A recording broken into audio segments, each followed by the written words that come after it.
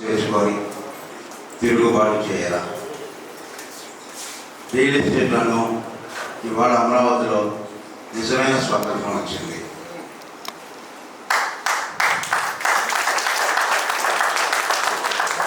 వేదిక మీద ఉన్న పెద్దలు శ్రీనివాస నాయుడు గారు, అధ్యక్ష మహారాజు, వేదిక ముందున్న వాళ్ళందరికీ నమస్కారం. రియల్ ఎస్టేట్ అంటే చేదరించుకునే రోజులు పోయాయి. రియల్ ఎస్టేట్ అంటే ఇబ్బంది పడి అసహ్యంగా ఉండే రోజులు పోయాయి. నాకు అనిపిస్తుంది రేపు 77వ రాజ్యాంగ దినోత్సవం మరొక 5 రోజుల ముందుగానే రియల్ ఎస్టేట్ రంగానికి దూక్షేట్ శ్రీనివాస నాయుడు గారు నాకు అర్థమైన మేరకు ఒక అభినవ గాంధీగా, మహాత్మా గాంధీగా ఈ రియల్ ఎస్టేట్ రంగాన్ని ఆధునీకరించడానికి, క్రమబద్ధీకరించడానికి, శుద్ధి చేయడానికి, క్లీన్ చేయడానికి ఒక దిశ తీసుకొచ్చారు. దీనికి ఒక మాటలో నేను పూర్వపురానికి వెళ్ళాలంటే మాటలో చెప్పాలంటే, గతంలో జస్టిన్ రాబర్ట్ వచ్చేవారు, గుర్రాల మీద వచ్చేవారు.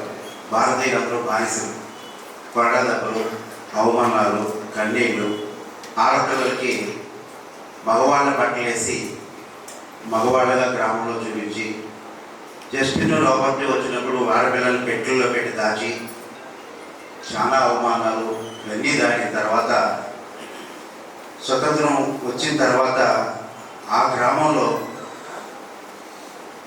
17-18 ఆగస్టు 15 దాటింది, 16, 17, 18 కూడా 19వ తారీఖు కూడా వచ్చేసింది. కొండ అవతల ఆ గ్రామంలో బ్రిటిష్ వాళ్ళు ఇంకా బయటికి వెళ్ళిపోవాల్సిన సమయం కూడా వచ్చింది. వాళ్ళు వెళ్ళదు, ఇంకా బ్రిటిష్ అధికారులు అక్కడే ఉన్నారు. స్వతంత్రం వచ్చిందని తెలిసి మా వెంకటరత్న సారాయనికి అలాంటి ఒక ఆయనకి తెలిసింది, గ్రామంలో టౌన్లోకి వచ్చాడు. బ్రిటిష్ అధికారులు అతని నాలుగు కూడా కట్ చేశారు. వాడు గ్రామంలోకి వచ్చాడు. బ్రిటిష్ వాళ్ళు బాధలు పడుతున్నారు తిరుగుతున్నారు.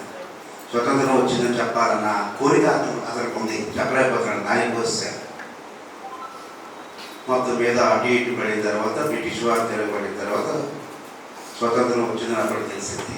ఎందుకు ఆ స్వతంత్ర పోరాటంలో అవమానాలు, త్యాగాలు, పోరాటాలు, ఆందోళనలు ఎందుకు చెప్పానంటే, విశాఖపట్నం లాంటి ప్రాంతంలో రియల్ ఎస్టేట్ అంటే డబుల్ రిజిస్ట్రేషన్లు, కబ్జాలు, ఫెన్సింగ్లు, కష్టం కూడా పిఎంఆర్డిఎఫ్ సైట్లు అయితేనే ప్రజలు కొనుక్కునే స్థాయికి వచ్చేసింది. వాళ్ళు మాకు అక్కడ విశాఖపట్నంలో మామూలుగా లేఅవుట్ అంటే ఇబ్బందుల సమస్యలు. ఇవాళ ఎంత ఏ రకంగా తయారైందంటే రియల్ ఎస్టేట్ మార్కెట్లో, మాకు అక్కడ వైజాగ్లో మార్నింగ్ 5 గంటలకి మార్నింగ్ వాకింగ్ వచ్చినప్పటి నుంచి నైట్ డీమార్ట్ 10-11 వరకు మార్కెట్ సందర్భంలో ఇవాళ మేము రియల్ ఎస్టేట్ గురించి నేను విశాఖపట్నం నుంచి, రాజమండ్రి నుంచి ఫ్రేమ్లో నిలబడుతూ కనబడుతూ లైట్ ఆన్ చేసుకుని జగదాంబ సెంటర్ కానీ, మద్దిలపాలెం కానీ, రాజమండ్రి కానీ, భీమవరం కానీ, అమలాపురం కానీ, కాకినాడ కానీ ఏ ప్రాంతంలోకి వెళ్ళినా సరే నేను రియల్ భూమి నుంచి వచ్చానని చెప్పి ధైర్యంగా చెప్పుకుంటున్నాను. ఆ ధైర్యం నాకు పెద్దలు శ్రీనివాస నాయుడు గారు ఇచ్చారు. రోహిత్ గారు కూడా మా వెంటుంటూ మాకు నడిపించారు. మేడం గారు ప్రశాంతి లావణ్య గారు మాకు ఇన్ఛార్జిగా వచ్చిన తర్వాత రాజమండ్రిలో మహిళలు కూడా కూర్చోబెట్టి వాళ్ళని కూడా తయారు చేసింది. వారికి నేను ధన్యవాదాలు. మా గురించి కూడా వచ్చారు. నేను ఎందుకు మాట చెప్తున్నానంటే, ఏపీ తెలంగాణలో ఒక రియల్ ఎస్టేట్ మీటింగ్ ధైర్యంగా టైము, డేటు, ప్లేసు, లొకేషన్ చెప్పి మీటింగ్ పెట్టగల సత్తా శ్రీనివాస నాయుడు గారికి ఉంది. వేరే ఎవరు పెట్టలేదు. నేను కూడా చెప్పగలను. చాలా మంది పెద్ద పెద్ద కబుర్లు చెప్పిన వాళ్ళు కెమెరా కూడా ఆన్ చేసుకోలేకపోతున్నారు. కోట్లు సంపాదించుండొచ్చు. నైతిక విలువలతో వ్యాపారం చేసే వ్యక్తి శ్రీనివాస నాయుడు గారు. అందువల్ల మనం భయపడాల్సిన లేదు. ఇవాళ నేను మన ఢిల్లీ పోయొచ్చా, ఢిల్లీలో టెస్లా కారుకు సంబంధించి గోడౌన్లో కొన్ని కార్లు ఉంటాయి. టెస్లా కారు 65 లక్షల నుంచి 85 లక్షలు దిగుమతి, జిఎస్టీ సొంపం కలిపి 1,50,00,000 నుంచి 2 కోట్ల వరకు ఉంటుంది. ఆ కార్లు మార్కెటింగ్ చేయడానికి ఇండియాలో ఒక మార్కెటింగ్ టీం మాకు కావాలి. రోల్స్ రాయిస్ తర్వాత, BMW తర్వాత టెస్లా కార్ మార్కెటింగ్ చేయాలంటే పర్ఫెక్ట్ ప్యాన్ ఇండియాలో మార్కెటింగ్ టీం కావాలి. మీకు అర్థమయ్యేలా చెప్పాలంటే, పిల్లలు నాకు ఒక మొక్కలు చెప్తారు. పోలవరం కట్టాలంటే మేఘా ఇంజనీరింగ్ కానీ ఎల్ఎన్టీ కంపెనీ కావాలి, స్టాండర్డ్ అనే కంపెనీ కావాలి. ఇవాళ టెస్లా లాంటి కార్లు మార్కెటింగ్ చేయగల దమ్ము ధైర్య సత్తా రియల్ భూమికి ఉందని అందరికీ కూడా తెలియజేస్తుంది. సో మనం ఢిల్లీలో నెక్స్ట్ సమావేశం ఈ ఆంధ్ర తెలంగాణ ఢిల్లీలో కర్ణాటక ప్లేస్లో కానీ కరోల్బాగ్లో కానీ ఆ ఢిల్లీ వేదిక అన్ని రాష్ట్రాల వాళ్ళు వస్తారు. చక్కగా ఉందాం, పెద్ద ప్రోగ్రాం ఢిల్లీలో పెట్టుకుందాం.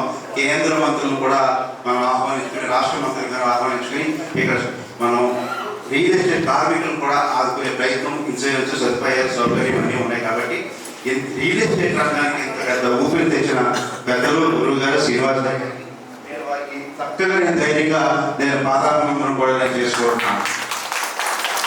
ఇంత వెలిగించాడు ఆయన. నేను అందుకనే అభినవ గాంధీ రియల్ ఎస్టేట్కి స్వాగతం వచ్చింది, స్వతంత్రం వచ్చింది అన్నమాట చెప్పాను. మరి నాకు ఈ అవకాశం ఇచ్చిన పెద్దలందరికీ కూడా శ్రీధర్ గారికి, గురించి గారికి, వెంకటరామరెడ్డి గారికి, మా రామతి గారికి, మీరందరికీ కూడా పేరు పేరు ధన్యవాదాలు. మీ అందరికీ కూడా రియల్ భూమి సంస్థని డే అండ్ నైట్ నడిపిస్తాం.